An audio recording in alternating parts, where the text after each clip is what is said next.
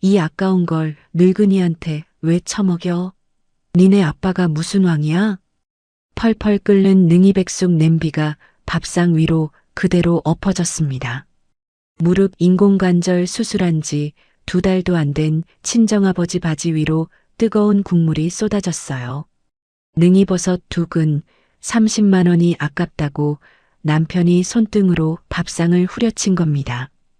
22년을 참고 살았는데 이상하게 그날은 눈물도 안 나오더라고요. 빨갛게 데인 아버지 다리를 닦아드리는데 손이 덜덜 떨렸습니다. 아버지는 괜찮다고 국물 한 숟갈이면 됐다고 웃으시는데 그 웃음이 왜 그렇게 아프던지요. 그런데 있잖아요. 저 사실 22년치 가계부를 한 권도 안 버리고 다 모아뒀거든요. 시댁에 갖다 바친 돈, 남편이 친정아버지 이름으로 빼돌린 1억 대출, 시어머니가 제 명의로 굴린 상가 월세까지 전부요. 한 달 뒤 시어머니 생신상 위에 폭탄 3개가 올라갔습니다. 무릎 꿇고 오열하는 남편, 뒷목 잡고 쓰러진 시어머니, 그리고 재산 65%를 챙겨 나온 아내의 이야기. 지금 시작합니다. 말복을 이틀 앞둔 아침, 재래시장 초입 능이버섯 좌판 앞에서 저는 한참을 서성였습니다. 한 근에 15만 원이라는 가격표를 보고도 손이 떨리지 않았던 건 결혼 22년 만에 처음으로 아버지께 제대로 된 보양식을 대접하겠다는 결심 때문이었죠. 아주머니, 이거 2근 주세요. 알이 굵고 향이 진해서 국물 우리면 아주 그만이에요. 어디 어른 챙기시나 봐? 좌판 주인이 신문지에 능이를 곱게 싸주며 말했습니다. 네, 친정아버지 드리려고요. 효녀시네. 요즘 이거 사가는 딸이 어디 있어. 저는 지갑에서 5만 원권 6장을 세어 건네며 조용히 웃었습니다. 지난달 병문안 갔던 날 무릎 인공관절 수술을 마치고 병상에 누워 계시던 아버지의 마른 손이 떠올랐거든요. 서희야, 아빠는 이제 뜨끈한 국물만 넘어가더라. 그 목소리가 시장 골목을 걷는 내내 귓가에 맴돌았습니다. 젊어서 어머니를 여의고 홀로 저를 키우신 아버지께 결혼 22년 동안 능이 한 그릇 대접 못한 죄책감이 발걸음을 재촉했죠. 집으로 돌아와 부엌에 재료를 펼쳐놓고 마늘과 대추를 씻고 있는데 거실 소파에 늘어져 골프 채널을 보던 남편이 코를 킁킁거리며 부엌 쪽으로 고개를 돌렸습니다. 뭐 그렇게 비싸 보이는 걸 사왔어? 남편이 리모컨을 배 위에 올려놓고 눈살을 찌푸리며 물었습니다. 말복이잖아. 아빠 오시기로 했어. 저는 도마 위에 대추를 반으로 가르며 짧게 대답했습니다. 장인 오신다고? 응. 무릎 수술하시고 처음이라 보양식 좀 해드리려고. 아니, 병원비도 우리가 안 냈는데 무슨 보양식이야. 남편이 헛기침을 하며 다시 텔레비전으로 고개를 돌렸습니다. 저는 대답 대신 냄비에 물을 올리고 능이를 찬물에 담가 흙을 털어냈습니다. 능이 향이 부엌에 은은하게 퍼지자 20년 전 어머니가 살아계셨을 때 아버지께 끓여드리시던 그 냄새가 겹쳐 올라왔죠. 오후 3시가 넘어가자 저는 아버지께 택시비를 미리 보내드리려고 은행 앱을 열었습니다. 10만 원을 송금하고 나서 택시 잡으시면 문자 주세요라고 짧게 남겼습니다. 그 순간 휴대전화가 울리며 시어머니 이름이 화면에 떴습니다. 저는 앞치마에 손을 닫고 통화 버튼을 눌렀습니다. 네, 어머님.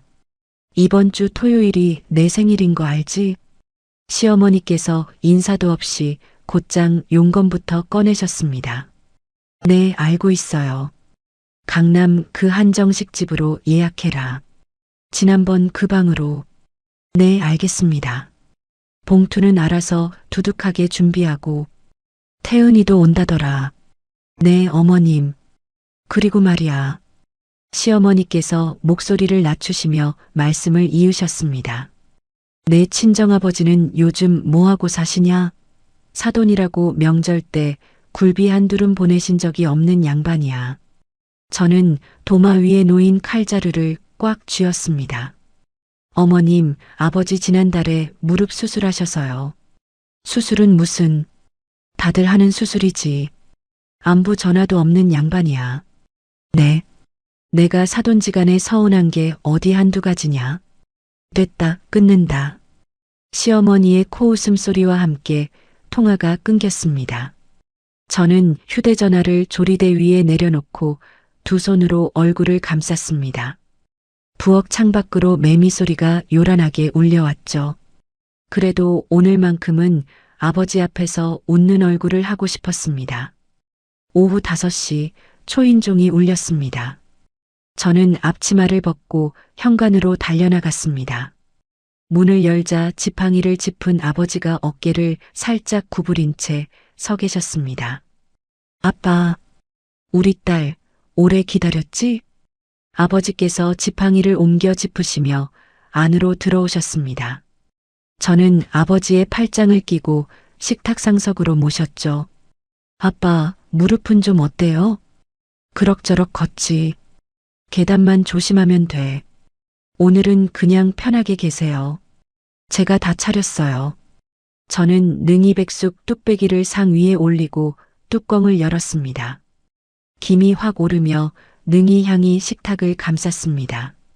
전복죽 한 그릇과 삼색나물, 갈비찜까지 순서대로 올려놓자 아버지께서 상 위를 한참 내려다보셨습니다. 서희야. 네, 아빠. 우리 딸이 이렇게 차려주니 아빠가 몸둘 바를 모르겠다. 아버지께서 숟가락을 드시는 손이 살짝 떨리셨습니다. 저는 그 모습에 코끝이 시큰해졌지만 웃으며 국물을 떠아버지 앞접시에 옮겨드렸습니다. 천천히 드세요. 국물 아직 뜨거워요. 이 향이 몇 년 만이냐? 내 엄마가 살아있을 때 자주 끓여줬는데 엄마 손맛 흉내라도 냈으면 다행이에요. 아니야. 우리 딸 손맛이 내 엄마보다 낫다. 아버지께서 숟가락을 입에 대시고는 눈을 잠깐 감으셨습니다. 그때 안방 문이 벌컥 열렸습니다. 슬리퍼를 질질 끄는 소리가 거실을 가로질러 다가왔습니다. 남편이 식탁 옆에 우뚝 서서 능이버섯이 든 뚝배기를 내려다보고 있었죠. 아버지 쪽으로 눈길 한 번 주지 않은 채였습니다. 이거 얼마짜리야? 남편이 낮은 목소리로 저를 향해 물었습니다. 저는 아버지 눈치를 살피며 조용히 대답했습니다. 여보, 나중에 얘기해. 얼마짜리냐고 물었잖아. 30만 원 정도. 남편의 눈이 순간 뒤집혔습니다. 30만 원? 남편이 식탁 다리를 발끝으로 툭툭 치기 시작했습니다. 강서방 앉게. 앉아서 얘기하지. 아버지께서 지팡이를 짚으시며 겨우 입을 여셨습니다. 남편은 아버지 쪽으로 고개도 돌리지 않았습니다. 마치 그 자리에 아버지가 계시지 않은 사람처럼 굴었죠. 여보, 아빠 앞에서 왜 이래? 저는 남편의 팔을 잡으려 손을 뻗었습니다. 장인이 나한테 해준 게 뭐가 있다고 이 비싼 걸 처먹여. 남편이 상다리를 발로 걷어찼습니다. 뚝배기가 기우뚱하며 국물이 상 밖으로 쏟아졌습니다. 뜨거운 능이 국물이 아버지의 바짓가랑이로 흘러내렸죠. 아빠. 저는 그대로 아버지 앞으로 몸을 던졌습니다. 아버지는 지팡이를 붙잡은 채 얼어붙은 표정으로 저를 바라보셨습니다. 화상 때문이 아니었습니다. 그 눈빛은 20년 전 어머니 장례식장에서 저를 안고 우시던 그 눈빛과 똑같았죠. 이 사람이 지금 뭐 하는 짓이야? 저는 남편을 향해 소리쳤습니다. 뭐가 어째? 내가 이 집 가장이야. 내 돈으로 산 재료로 누구를 먹이든 내가 정한다고. 남편이 씩씩거리며 삿대질을 했습니다. 이건 내가 모아둔 생활비로 산 거야. 당신 돈 아니야. 생활비도 내가 벌어다 준 돈이지. 어디서 말대꾸야. 남편이 안방으로 성큼성큼 걸어가더니 문을 쾅 닫았습니다. 끝까지 아버지께는 인사 한마디, 눈길 한 번 없었습니다. 식탁 위엔 반쯤 엎어진 뚝배기와 흩어진 대추알들이 남아 있었습니다. 저는 무릎을 꿇고 앉아 젖은 행주로 아버지의 바짓단을 눌러 닦았습니다. 아빠, 많이 뜨거우셨죠? 죄송해요. 죄송해요, 아빠. 괜찮다. 우리 딸 잘못이 아니야. 아니에요. 제가 잘못했어요. 제가 미리 말씀드렸어야 했는데. 아버지께서 제 머리에 손을 얹으셨습니다. 그 손이 어찌나 가벼운지 저는 참았던 눈물을 결국 흘리고 말았습니다. 아빠, 오늘 이거 다 드시고 가시려고 했는데. 서희야. 네, 아빠. 아빠는 국물 한 숟갈 먹었으면 됐다. 그거면 됐어. 아빠, 울지 마. 딸 우는 거 보면 아빠 마음이 더 아프다. 아버지께서 지팡이를 짚고 천천히 일어나셨습니다. 저는 아버지를 부축해 화장실로 모신 뒤 여벌 바지를 찾아 갈아입혀 드렸습니다. 젖은 바지를 비닐봉지에 담고 아버지를 현관 앞까지 모시는데 다리가 자꾸 후들거렸죠. 택시 부를게요. 좀 앉아 계세요. 됐다. 내려가서 잡으마. 아니에요, 아빠. 제가 밑에까지 모셔다 드릴게요. 아파트 1층 로비에서 택시를 잡아 아버지를 뒷좌석에 앉혀드리는데 아버지께서 창문을 내리시고 제 손을 잡으셨습니다. 서희야. 네, 아빠. 강서방도 요즘 스트레스가 많은가 보다. 너무 마음 쓰지 마라. 네, 아빠. 아빠 걱정은 말고 너부터 잘 챙겨. 들어가서 연락드릴게요. 도착하시면 꼭 전화 주세요. 저는 웃는 얼굴을 만들어 손을 흔들었습니다.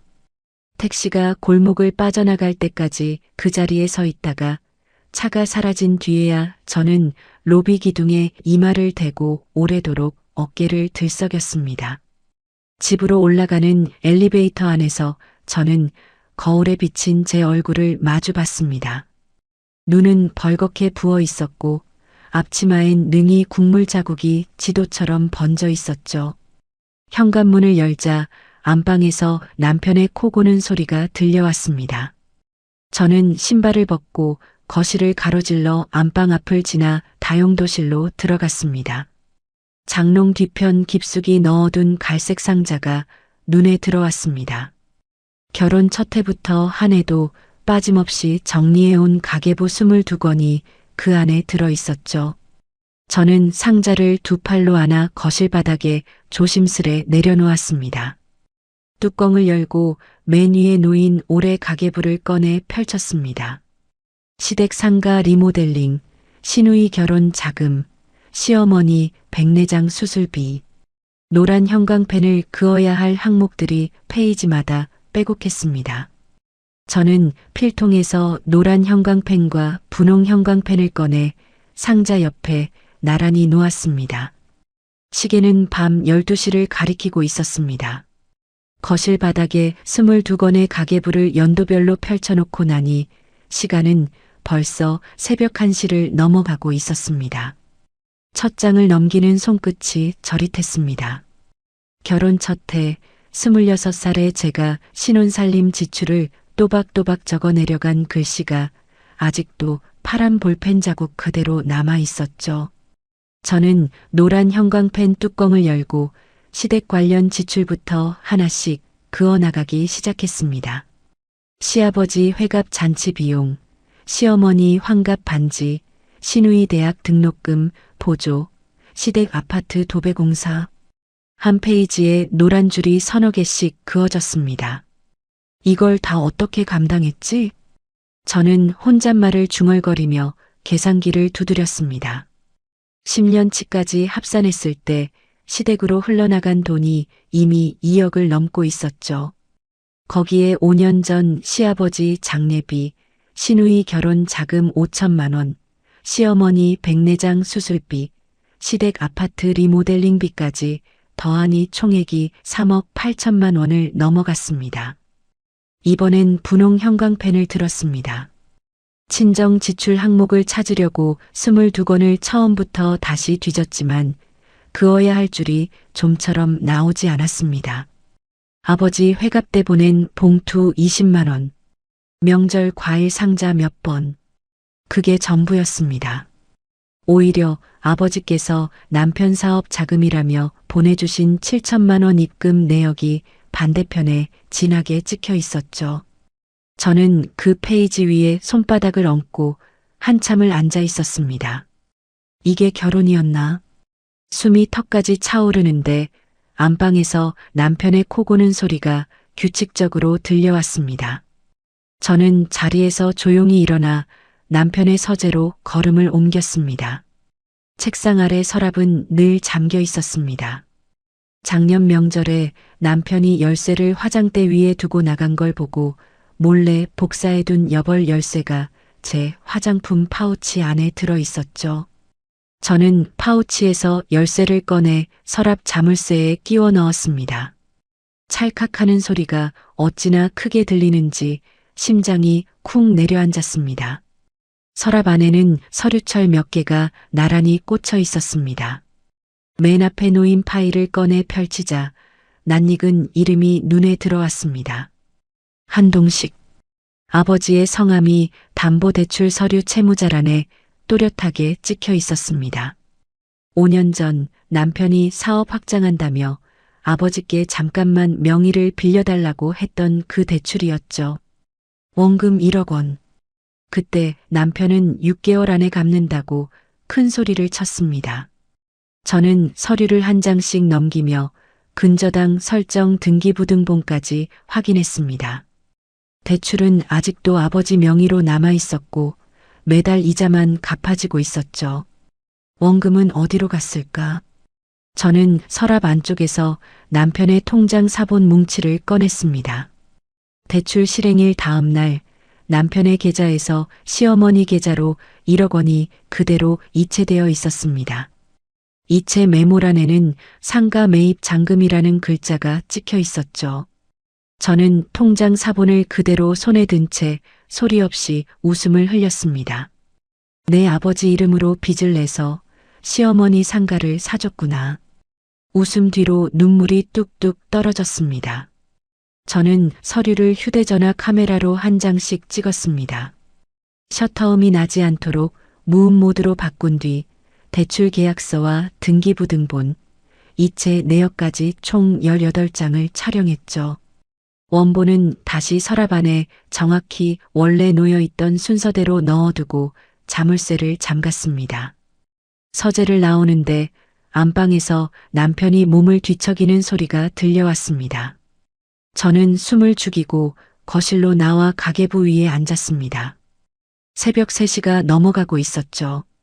가계부 22권을 다시 상자에 담고 촬영한 사진 파일은 개인 이메일과 클라우드 2곳에 나눠 저장했습니다.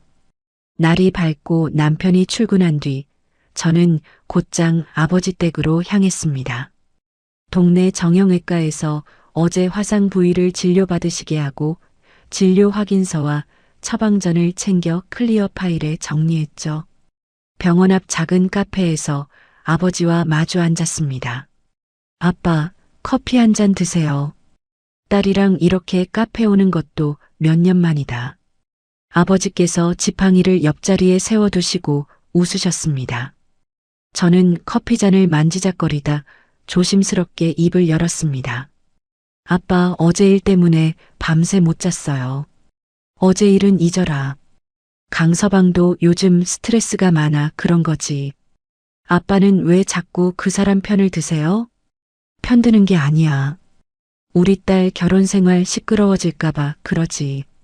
아버지의 그 말에 저는 아버지 손을 두 손으로 감쌌습니다. 아빠, 저 이번엔 참지 않을 거예요. 아버지의 눈동자가 살짝 흔들리셨습니다. 서희야, 무슨 소리냐? 22년 참았으면 됐어요. 이제 안 참아요. 이혼 얘기냐? 네, 아빠.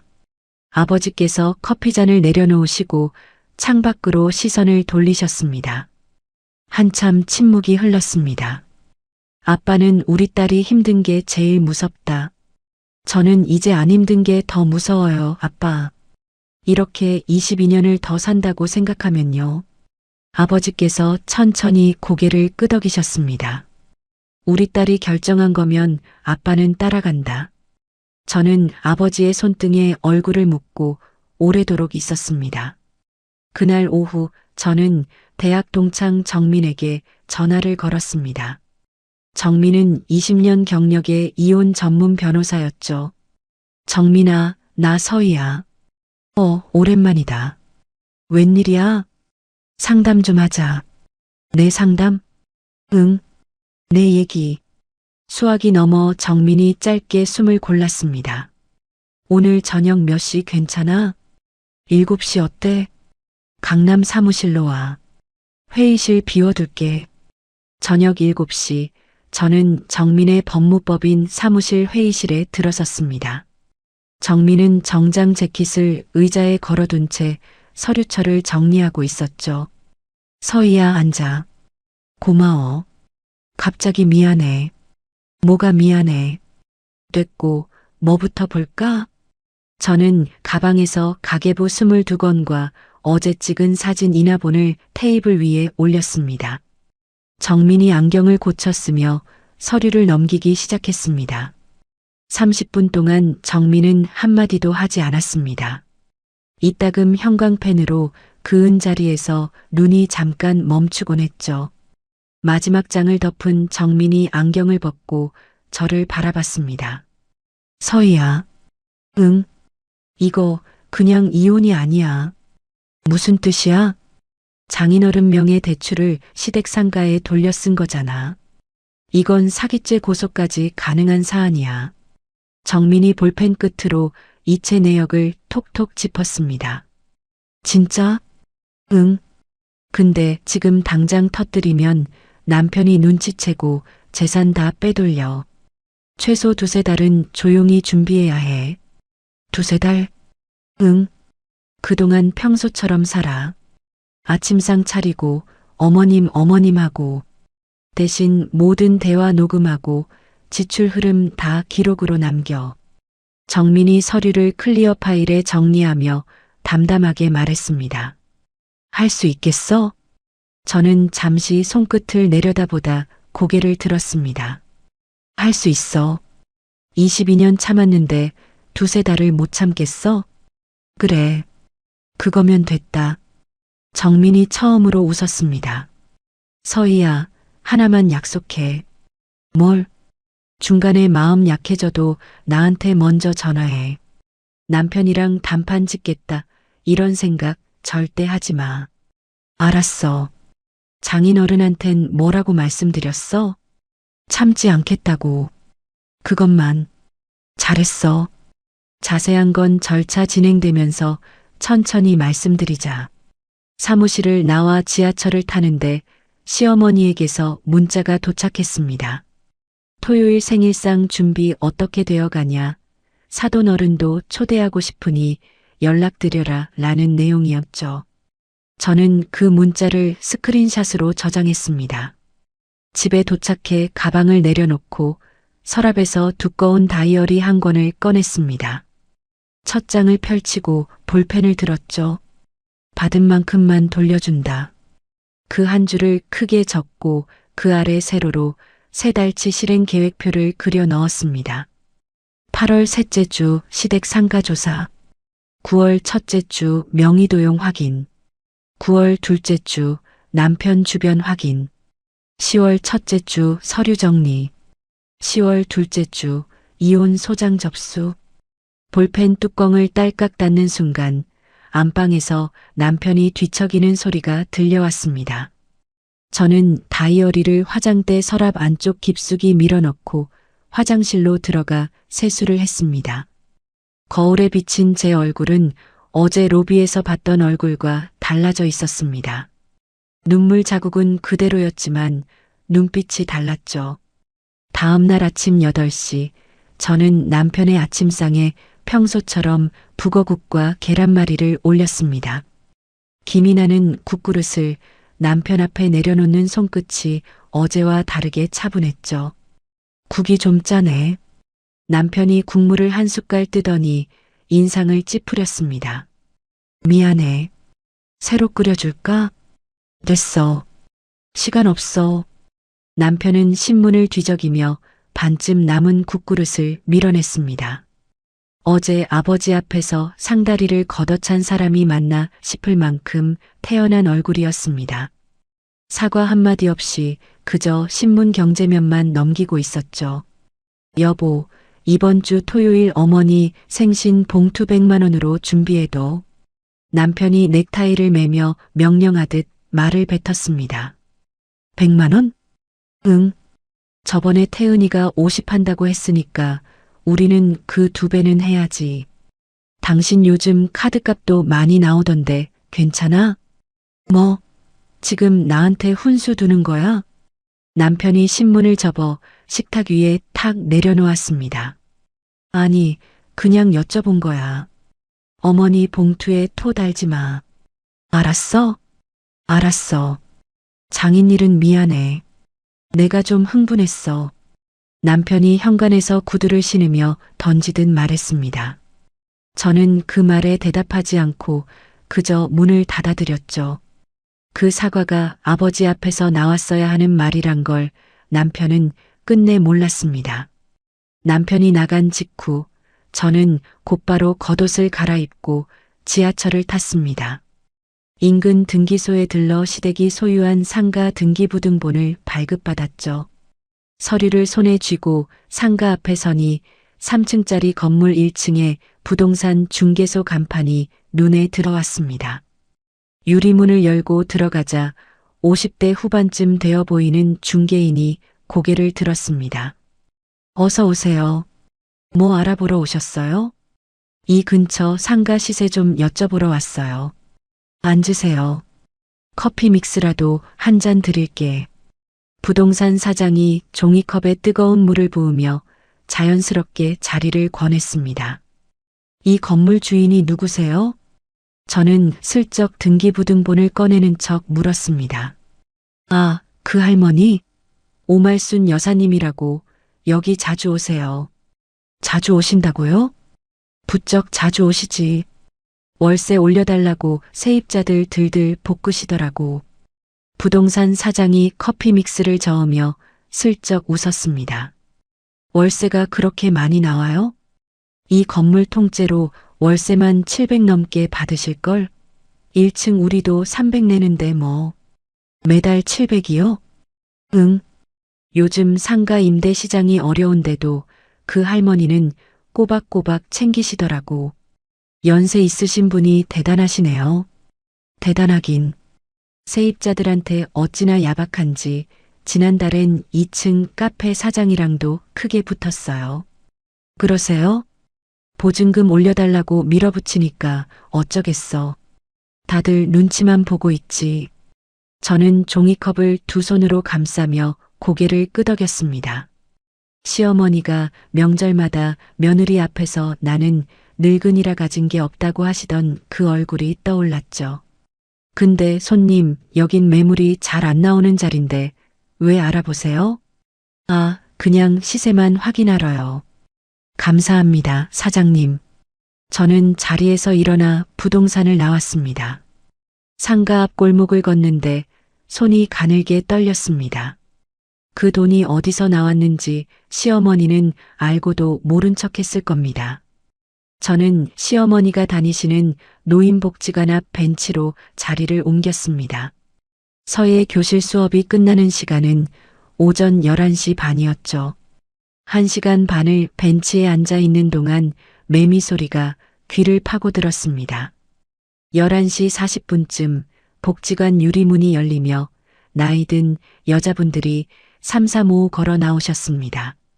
그중 시어머니 옆에서 늘 팔짱을 끼고 다니시던 박 여사님이 눈에 들어왔죠. 시어머니는 안 보였습니다. 저는 자리에서 일어나 박 여사님께 다가갔습니다. 박 여사님, 안녕하세요. 어머, 누구시더라? 오말순 여사님 며느리예요. 지난번 어머님 칠순 때 인사드렸잖아요. 아이고, 태섭이 각시. 여기서 다 만나네. 박 여사님이 반갑게 제 손을 잡으셨습니다. 어머님 만나 뵈러 왔는데 이미 가셨나 봐요. 오늘은 무릎이 아프다고 일찍 갔어. 근처 왔어? 네, 근처 볼 일이 있어서요. 여사님 점심 안 드셨으면 제가 대접할게요. 어머, 안 그래도 되는데. 제가 오늘 어머님 만나려고 나왔다가 허탕 쳐서요. 그냥 가기 아까워요. 박 여사님이 못 이기는 척 저를 따라오셨습니다. 복지관 근처 골목 안작은 식당에 자리를 잡았습니다. 저는 백반 두 상과 소주 한 병을 시켰죠. 낮부터 소주까지 시키네. 여사님이 좋아하신다고 어머님이 얘기하셨어요. 우리 말순이가 그런 얘기를 다 했어? 박 여사님이 소주잔을 받으시며 슬쩍 웃으셨습니다. 한 잔, 두 잔이 넘어가자 박 여사님의 입이 서서히 풀리기 시작했습니다. 태섭이 각시가 진짜 착해. 우리 말순이가 복 받았지. 과찬이세요. 근데 말순이가 요즘 좀 뻣뻣하긴 하지? 상가 사고 나서부터 목에 힘이 들어갔어. 상가요? 응. 몇 년 전에 이 근처 상가 하나 샀잖아. 그거 사고 나서부터 사람이 달라졌어. 박 여사님이 소주를 한 잔 더 따라 드시며 혀를 차셨습니다. 그 상가 아드님이 사들인 거 아니에요? 아, 그게 재밌는 얘긴데. 박 여사님이 목소리를 낮추셨습니다. 말순이가 그러더라고. 아들이 안 준 걸로 하고 며느리 앞으로 세금 신고를 돌려놨다고. 저는 젓가락을 든 손이 멈췄습니다. 며느리 앞으로요? 응. 절세인지 뭔지 그런다고. 자랑 삼아 얘기하더라니까. 태섭이 각시 이름 앞으로 서류가 다 되어 있을걸? 아유, 내가 이런 얘기하면 안 되는데 소주가 들어가니까 입이 해퍼지네. 괜찮아요, 여사님. 저 원래 알고 있었어요. 저는 얼른 웃음을 만들어 붙였습니다. 아, 알고 있었어? 그럼 됐지 뭐. 저희 어머님이 워낙 알뜰하셔서요. 알뜰? 짠 거지, 짠 거야. 근데 각시도 알고 있었다니 다행이네. 식사를 마치고 박 여사님을 택시에 태워 보내드린 뒤 저는 그대로 집으로 향했습니다. 현관에 들어서자마자 컴퓨터를 켰죠. 국세청 홈택스에 접속해 제 명의로 신고된 5년치 종합소득세 내역을 조회했습니다. 로딩 화면이 돌아가는 몇 초가 몇 시간처럼 느껴졌습니다. 화면이 뜨는 순간 저는 마우스를 쥔 손에서 힘이 빠졌습니다. 한 번도 신고한 적 없는 임대소득이 매년 잡혀 있었습니다. 거기다 그로 인해 발생한 체납세금 고지서까지 제 이름으로 발송되어 있었죠. 체납액만 2천만 원이 넘어가고 있었습니다. 이 사람들이. 저는 마우스를 놓고 자리에서 일어났다가 다시 앉았습니다. 곧바로 화면을 스크린샷으로 저장하고 정민에게 파일을 전송했습니다. 정민에게서 답이 온 건 10분도 채 지나지 않아서였죠. 서희야, 이거 명의도용에 세금 신고까지 걸린 거냐? 그럼 어머님 형사처벌 대상이야? 응. 다만 지금 바로 고소장 내면 남편이 눈치채. 이혼소장이랑 같이 접수해야 돼. 알겠어. 잘 견뎌. 2달만 더. 전화를 끊고 저는 소파에 등을 기댔습니다. 천장의 무늬가 눈에 들어왔다 사라졌다 했죠. 저녁 6시쯤 휴대전화가 울렸습니다. 신우이 이름이 화면에 떴죠. 네, 아가씨. 언니, 엄마 생신 봉투 우리는 50만 원 할 건데 오빠네는 얼마 할 거야? 신우이가 특유의 콧소리로 은근슬쩍 액수를 떠봤습니다. 이번엔 좀 사정이 있어서요. 사정? 무슨 사정? 그냥 좀 있어요. 나중에 말씀드릴게요. 언니, 엄마가 얼마나 서운해 하실지 몰라. 오빠 니가 안 하면 우리 체면이 뭐가 돼. 아가씨, 저 지금 좀 정신이 없어서요. 언니, 이번엔 좀 크게 해. 엄마 칠순 이후로 처음이잖아. 나중에 얘기해요, 아가씨. 저는 서둘러 전화를 끊었습니다. 수화기를 내려놓자마자 다시 홈택스 창을 열었죠. 신우이 남편이 운영한다는 인테리어 회사 사업자 정보를 조회했습니다. 최근 3년간 부가세 신고 누락 정황이 화면에 그대로 떴습니다. 저는 그 화면도 스크린샷으로 저장해 별도 파일로 정리했죠. 밤 11시가 넘어 남편이 술에 취해 들어왔습니다. 여보, 물 좀 줘. 응, 여기. 저는 물컵을 남편 손에 쥐어주고 소파에 눕는 모습을 지켜봤습니다. 10분도 안 되어 코 고는 소리가 규칙적으로 들려왔죠. 저는 남편의 재킷 안주머니에서 휴대전화를 꺼냈습니다. 지문 인식이 떠 있어서 잠자는 남편의 엄지손가락을 살짝 갖다 댔죠. 잠금이 스르륵 풀렸습니다. 최근 통화 목록을 열자 낯익은 이름들 사이로 한 이름이 유독 눈에 들어왔습니다. 김소연 대리. 지난주에도 그 전주에도 매일같이 통화 기록이 남아 있었습니다.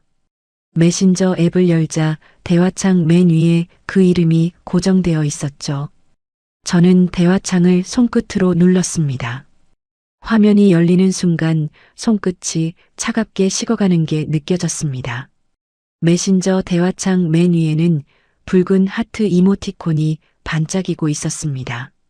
저는 소파에서 코를 골며 자는 남편을 한번 흘낏 본 뒤 화면을 위로 천천히 밀어 올렸습니다. 오빠, 오늘 밤 그 호텔로 갈까? 내가 예약해뒀어. 8시 라운지에서 보자. 어제 카드 결제된 거 사모님한테 안 들켰지? 괜찮아. 내가 알아서 처리해. 오빠 없으면 나 어떻게 살아? 걱정 마.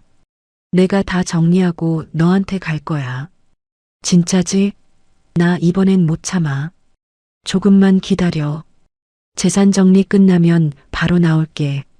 대화는 8개월 전으로 거슬러 올라갔습니다. 처음엔 회사 업무 얘기로 시작된 대화가 두어 달 만에 노골적인 사이로 변해 있었죠. 저는 심장이 뛰는 대신 오히려 손끝이 서늘해지는 걸 느꼈습니다. 호텔 방에서 찍은 사진이 12장쯤 남아 있었습니다. 낯익은 남편의 어깨선과 젊은 여자의 팔이 겹쳐 있는 사진이었죠. 두 사람이 나란히 서서 카메라를 향해 웃고 있는 사진도 몇 장 섞여 있었습니다. 오빠, 이번 달 용돈 아직인데. 내일 300 입금할게. 저번에 준 카드로 백화점에서 코트 하나 샀어. 괜찮지? 당연하지. 예쁘게 입고 다녀. 우리 사모님은 언제 정리할 거야? 조금만 더 기다려. 재산 정리가 아직이야. 난 오빠 아이 낳고 싶어. 곧 그렇게 될 거야. 계좌 이체 내역까지 스크롤이 이어졌습니다. 매달 25일 소연이라는 이름으로 300만 원이 꼬박꼬박 송금되어 있었죠. 법인카드로 결제된 강남 고급 레스토랑과 호텔 영수증도 사진으로 남아 있었습니다. 저는 침을 삼켰습니다. 떨리는 손 대신 오히려 침착해진 손끝으로 대화창 첫 페이지부터 마지막 페이지까지 사진을 찍기 시작했죠. 1장, 2장, 100장이 넘어가는 순간까지 저는 남편의 얼굴을 다시 쳐다보지 않았습니다. 무음 모드로 찍은 사진들을 개인 이메일 2곳과 클라우드에 나눠 저장했습니다. 증거는 여러 곳에 흩어놓는 게 안전하다고 정민이 말했었죠. 저는 남편의 휴대전화를 원래 자리인 재킷 안주머니에 그대로 되돌려 놓았습니다. 부부라는 이름의 예의였을까요? 아니, 그날 밤 제 손에 남은 건 예의가 아니라 방향이 정확해진 결심이었습니다. 다음 날 오전 남편이 출근한 뒤 저는 정민이 소개해준 탐정사무소로 찾아갔습니다. 명함을 받아 처음 밟아본 사무실이었죠. 의뢰 내용이 어떻게 되세요?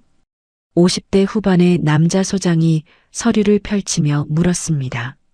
남편과 여자 후배의 관계를 3개월치 정리해 주세요. 기간이 좀 넉넉한 편이네요. 목적이 이혼 소송용이신가요? 네, 재판 자료로 쓸 겁니다. 알겠습니다. 착수금 넣으시면 다음 주부터 바로 들어갑니다. 부탁드립니다. 사진 자료는 원본 그대로 정리해 주세요. 보고서 형태로 깔끔하게 드릴게요. 대상자 사진 있으세요? 휴대전화로 보내드릴게요. 네, 그럼 다음 주 월요일부터 들어가겠습니다. 저는 계좌 이체로 착수금을 넣고 사무소를 나왔습니다. 지하철역으로 향하는 길에 오래 연락이 뜸했던 후배 지혜에게 전화를 걸었습니다. 지혜야, 나 서희 언니야. 어머, 언니. 웬일이야? 상담 좀 하자. 무슨 상담? 내 얘기. 전화기 너머 지혜의 숨소리가 잠깐 멎었습니다. 언니, 내일 몇 시 괜찮아? 우리 센터 근처로 나올 수 있어? 내일 오후 2시면 갈 수 있어. 그럼 신촌 카페에서 봐. 문자로 위치 보낼게. 고마워, 지혜야. 언니, 별일 없는 거지? 만나서 얘기하자. 다음 날 오후 저는 지혜와 카페 구석 자리에 마주 앉았습니다. 지혜는 여성단체에서 가정폭력과 정서적 학대 상담사로 일하고 있었죠. 언니, 처음부터 천천히 얘기해봐. 결혼하고 22년 남편이 나한테 어떻게 말해왔는지부터. 저는 22년간 삼켜온 폭언을 처음으로 소리내어 밖으로 꺼냈습니다. 멍청한 년 하나부터 10까지 다 가르쳐야 되냐? 돈이나 벌어와 얹혀 사는 주제에. 너 같은 여자랑 결혼한 게 내 인생 실수야. 말이 입에서 나올 때마다 저는 제가 그 말을 들으며 살아왔다는 사실이 새삼 무섭게 느껴졌습니다. 지혜가 냅킨을 저에게 밀어주며 조용히 물었습니다. 언니, 그동안 이거 아무한테도 말 안 했지? 응. 창피해서. 창피한 건 언니가 아니야. 그렇게 말한 사람이 창피한 거야. 지혜야. 응, 언니. 나 이번엔 진짜 끝까지 갈 거야. 그럼 준비를 정확하게 하자. 몇 가지 알려줄게. 지혜는 가방에서 노트와 볼펜을 꺼냈습니다.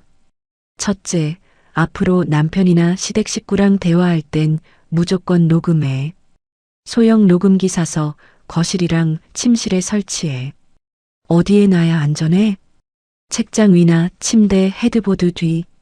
소리 감지 자동 녹음으로 설정하면 돼. 알겠어. 둘째, 남편이 손을 대려고 하면 무조건 112. 망설이지 마.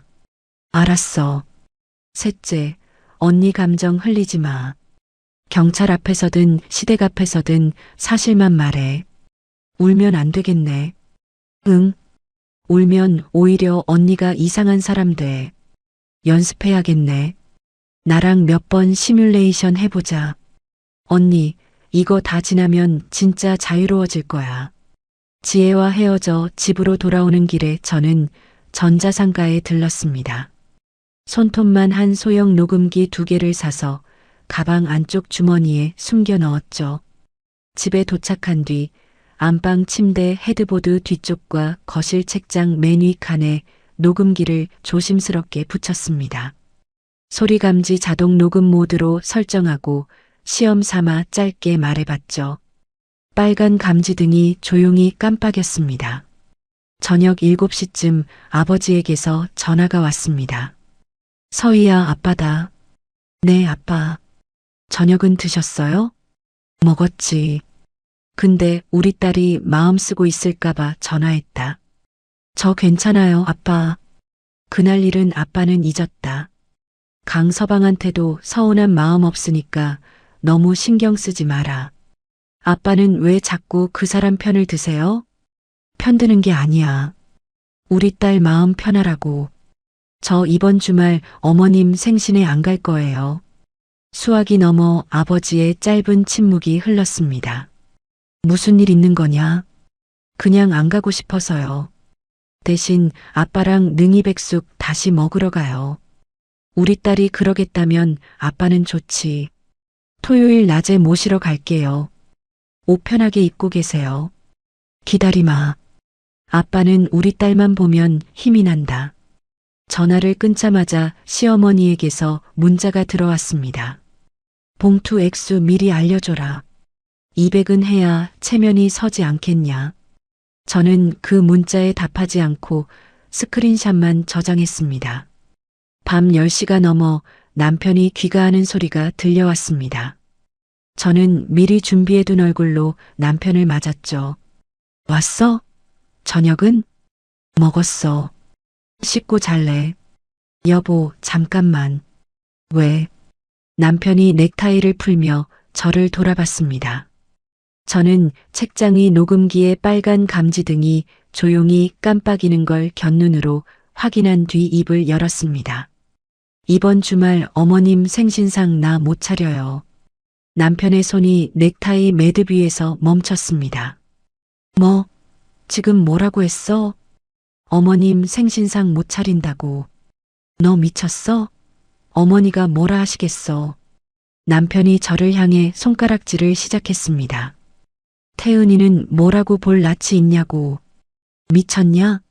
나한테 쌍욕만 하시던 분인데 내가 왜? 저는 남편의 눈을 정면으로 바라봤습니다. 말끝에 물음표를 붙였지만 그건 질문이 아니었죠. 남편의 얼굴이 벌겋게 달아올랐습니다. 이 여자가 정말 미쳤나? 22년 조용히 있던 게 어디서 감히. 감히가 뭔데? 너 이 새끼가. 남편의 오른손이 허공으로 치솟았습니다. 저는 반사적으로 몸을 반보 뒤로 뺐죠. 남편의 손이 제 뺨 옆 허공을 스쳐 지나갔습니다. 바로 그 순간 책장 위 녹음기의 감지등이 2번 깜빡이며 모든 소리를 담아내고 있었습니다. 당신 지금 나한테 손 들었어? 뭐? 남편이 자기 손을 내려다보며 잠깐 흠칫했습니다. 당신 방금 나 때리려고 했잖아. 안 때렸잖아. 안 맞았잖아. 때리려고 손 든 거랑 안 든 거랑 같아? 저는 뒷걸음질 치며 식탁 위에 놓아둔 휴대전화를 손에 쥐었습니다. 여보, 어디 전화하는 거야? 112. 뭐? 이 여자가 진짜. 남편이 저를 향해 성큼 다가오는 순간 저는 전화 버튼을 눌렀습니다. 전화 신호음이 2번 울리자마자 상담원의 목소리가 들려왔습니다. 112 상황실입니다. 여기 강남구 대치동 우성 아파트인데요. 남편이 저한테 손찌검을 하려고 했어요. 지금 집에 같이 있어요. 신고자분, 지금 다치신 곳 있으세요? 없어요. 피했어요. 근데 계속 위협하고 있어요. 주소 다시 한번 확인해 주세요. 순찰차 바로 보내드리겠습니다. 남편이 성큼성큼 다가와 제 손목을 낚아채려 했습니다. 이 여자가 미쳤나? 끊어.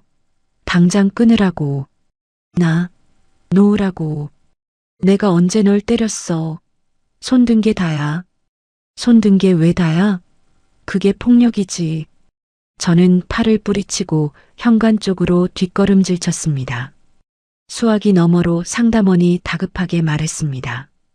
신고자분, 전화 끊지 말고 통화 유지해 주세요. 순찰차 3분 안에 도착합니다. 남편이 그 소리를 듣고는 뒤로 한 발 물러섰습니다. 얼굴은 벌겋게 달아올랐지만 눈동자만은 흔들리고 있었죠. 너 정말 이런 식으로 나올 거야? 이 집안 망신시켜서 뭐 하려고. 당신이 망친 거지. 내가 망친 게 아니야. 뭐? 이게 어디서 말대꾸를. 말대꾸 아니고 사실이야. 20분 뒤 순찰차 2대가 아파트 앞에 도착했습니다. 경찰관 4명이 현관 안으로 들어서자 남편은 갑자기 목소리를 낮췄습니다. 아이고, 오해가 좀 있었습니다. 부부싸움이에요, 부부싸움. 신고자분, 상황 설명 좀 부탁드릴게요. 젊은 여자 경찰관이 저를 거실 소파로 안내했습니다. 저는 지혜가 가르쳐준 대로 감정을 뺀 목소리로 사실만 말했습니다. 이번 주말 시어머니 생신상 준비 못하겠다고 했더니 남편이 저한테 욕을 하고 손을 들었어요. 손이 몸에 닿았습니까? 뺨 옆으로 스쳤어요. 제가 피해서 안 맞았어요. 이런 일이 처음이신가요? 아니요. 22년 동안 계속 있었어요. 녹음이나 다른 증거 있으세요? 저는 책장 위쪽을 손가락으로 가리켰습니다. 저기 녹음기 있어요. 방금 다 녹음됐어요. 경찰관이 놀란 얼굴로 남편을 돌아봤습니다. 남편의 얼굴에서 핏기가 빠져나갔죠.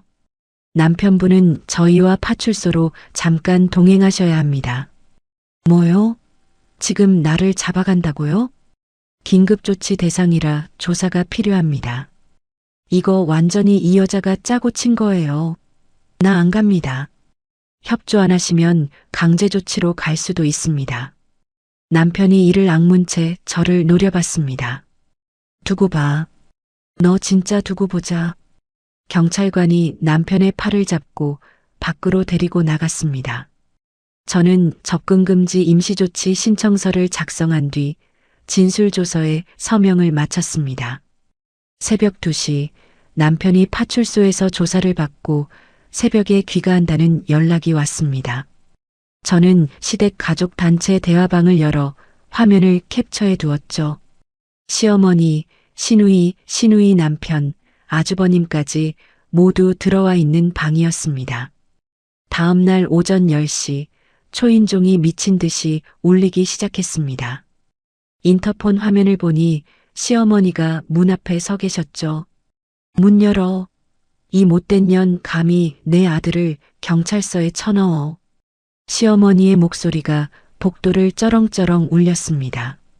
저는 인터폰 수화기를 든 채 조용히 대답했습니다. 어머님, 지금은 문 못 열어드려요. 뭐? 지금 뭐라고 했어? 진정되시면 다시 오세요. 2년이 정말 문 안 열어? 22년 며느리 노릇한 게 이거야? 시어머니가 문을 발로 차기 시작하셨습니다. 옆집에서 사람이 나와 힐끔거리는 소리가 들려왔죠. 경찰 부르기 전에 그만 돌아가세요, 어머님. 2년이 내가 너 오늘 가만 안 둔다. 시어머니께서 20분간 복도가 떠나가라 소리를 지르셨습니다. 저는 그 사이 아파트 관리사무소에 소음 민원을 접수하고 복도 CCTV 영상 열람 신청서까지 정식으로 작성해 두었죠. 오전 11시가 지나자 이번엔 시누이가 시어머니를 부축하며 다시 왔습니다. 언니 나야. 태은이야. 우리 얘기 좀 하자. 아가씨. 언니 문 좀 열어봐. 엄마가 지금 이 상태인데 어떡해. 저는 문을 반쯤 열고 현관 앞에서만 짧게 응대했습니다. 시어머니는 뒤에서 어깨를 씩씩거리고 계셨죠. 아가씨, 저 드릴 말씀 있어요. 뭔데? 아가씨 남편 회사요. 오빠 회사? 그게 왜? 부가세 신고 누락된 거 있잖아요. 국세청에 제보 접수번호 나왔어요. 시누이의 얼굴이 순간 하얗게 질렸습니다. 뭐? 언니 지금 뭐라고 했어? 3년치 다 잡혀 있어요. 세무조사 들어가면 우리 아가씨 남편 회사 어떻게 될까요? 언니 진짜야? 언니가 신고한 거야? 제보 접수번호만 나왔어요. 아직 조사 시작 전이에요. 언니 잠깐만. 시누이가 시어머니 팔을 놓고 저에게 한 발 다가왔습니다. 엄마 잠깐만 저기 계세요. 저 언니랑 얘기 좀. 인연이 어디서? 태은아, 넌 왜 전연편을 드니? 엄마, 좀. 시누이가 처음으로 어머니한테 목소리를 높이는 걸 저는 그때 봤습니다. 저는 조용히 문을 닫고 안에서 잠갔습니다. 30분도 지나지 않아 시누이에게서 문자가 5통이 연달아 도착했죠. 언니, 나 좀 살려줘. 언니, 우리 그이 회사 진짜 큰일 나. 애들 있는 거 알잖아. 언니, 나 어떡해. 언니, 전화 한 번만 받아줘. 언니, 진짜 미안해. 그동안 내가 잘못했어. 저는 문자를 다 읽고 화면을 잠갔습니다. 답은 하지 않았죠.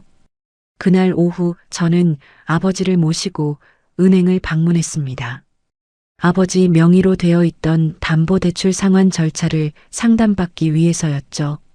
아빠, 이 대출 원금은 남편이 갚아야 할 돈이에요.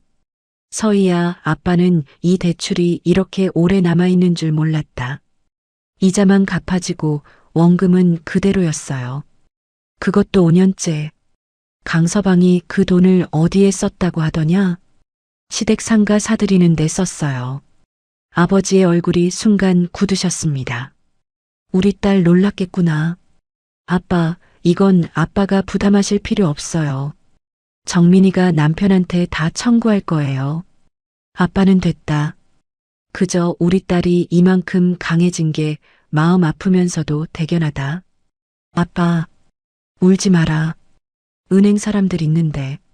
저는 아버지 앞에서 웃으려 애썼습니다. 집으로 돌아온 저녁, 정민에게서 두툼한 서류 봉투가 배달되었습니다. 탐정사무소에서 마무리한 남편과 소연의 관계 보고서였죠. 호텔 출입사진, 백화점 쇼핑 동선, 소연의 아파트 근처에서 남편 차량이 밤새 세워져 있던 사진까지 3개월치가 시간대별로 정리되어 있었습니다. 저는 그 봉투를 그대로 정민에게 전달하며 전화를 걸었습니다. 정민아, 자료 다 도착했어. 응, 봤어. 완벽하네. 이혼 소장, 위자료 청구, 시어머님 명의도용 고소, 동시에 준비해줘. 알았어. 다음 주 초 접수 가능해. 부탁해. 서희야, 하나만 물어보자. 응. 괜찮아? 진짜? 괜찮아. 이렇게 안 하면 내가 죽을 것 같아서 하는 거야. 알겠어. 마지막까지 내가 붙어 있을게. 전화를 끊고 저는 식탁 위에 서류 세 뭉치를 나란히 펼쳤습니다. 첫 번째 뭉치엔 남편과 소연의 8개월치 대화와 사진, 계좌 이체 내역이 정리되어 있었죠. 두 번째 뭉치엔 시어머니가 제 명의로 돌려놓은 임대소득 신고 내역과 체납 고지서, 그리고 세무 전문가의 소견서가 들어 있었습니다. 세 번째 뭉치엔 신우이 남편 회사의 3년치 부가세 신고, 누락 정황과 국세청 제보 접수 번호가 함께 첨부되어 있었죠. 저는 세 뭉치를 각각의 클리어 파일에 나눠 담고 겉면에 검은 매직으로 번호를 적었습니다. 1번, 2번, 3번. 시어머니 생신 당일 아침 시댁 가족단체 대화방에 순서대로 보낼 선물 세트였습니다. 저는 다이어리 첫 장을 다시 펼쳤습니다. 받은 만큼만 돌려준다. 그 아래에 새 문장 하나를 덧붙였죠. 이제 이자까지 붙여서. 밤 11시 남편에게서 문자가 들어왔습니다. 오늘 밤 집에 못 들어가. 어머니 댁에서 잘게. 저는 그 문자를 스크린샷으로 저장한 뒤 답장은 보내지 않았습니다. 거실 창문을 열고 밖을 내다보니 아파트 단지 놀이터에 아이 하나가 그네를 타고 있었습니다. 그 위로 바람이 지나가는 소리가 들렸죠. 내일 오전이면 시어머니 생신 당일이었습니다. 시어머니 생신 당일 아침 8시, 저는 부엌 식탁에 앉아 뜨거운 커피를 한 모금 마셨습니다. 창밖으로 매미 소리는 여전했지만 어젯밤과는 완전히 다른 아침이었죠. 식탁 위에 놓인 노트북 옆으로 클리어 파일 3개가 나란히 놓여 있었습니다. 저는 파일 3개를 하나씩 열어 스캔한 사진과 서류가 순서대로 정리되어 있는지 다시 확인했습니다. 빠진 자료는 단 하나도 없었죠. 시댁 가족 단체 대화방을 열고 손끝을 잠깐 화면 위에 멈췄습니다. 어머님 생신 진심으로 축하드립니다. 한 줄을 먼저 올렸습니다.